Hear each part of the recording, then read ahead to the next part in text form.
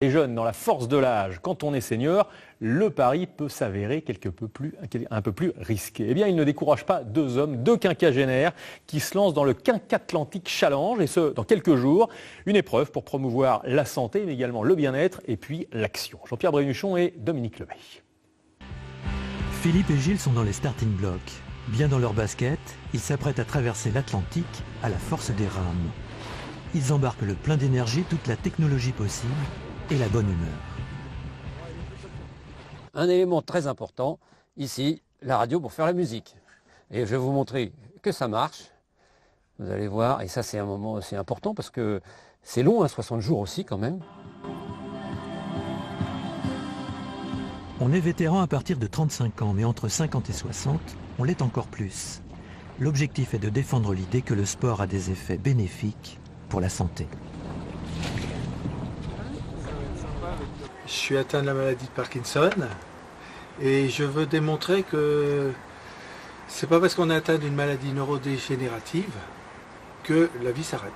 Je pense même qu'il faut se bouger, il faut s'activer, il faut profiter.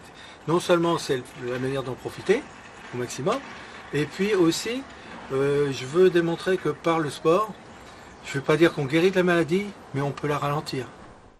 On est né pour bouger, c'est bien ça. L'âge des artères ne pose pas forcément des limites quand la force de caractère est là. C'est mental, on se dit, ah ben non, à mon âge, je ne peux plus faire un truc comme ça. Dans nos têtes, on n'est pas construit de cette façon. En tout cas, on a combattu cette espèce de léthargie naturelle qui dit, on commence à vieillir, on va faire un peu gaffe. Non, nous on fait le contraire, on pousse les limites. Pour cela, il y a le sport, l'idée de performance, mais en plus, il y a vraiment une autre motivation. Et moi j'aime le double. Je trouve que je ne suis pas du tout un solitaire. J'aime bien parler, j'aime bien échanger, j'aime bien partager ensemble, parce qu'on va partager des moments durs, mais aussi des beaux moments, et c'est sympa de le faire ensemble. C'est sympa de pouvoir montrer, tiens, t'as vu, il y a des dauphins. C'est bien quand on est tout seul de voir des dauphins qui sautent autour du bateau, mais c'est tellement sympa de le partager. Philippe et Gilles sont des adeptes de la longue durée.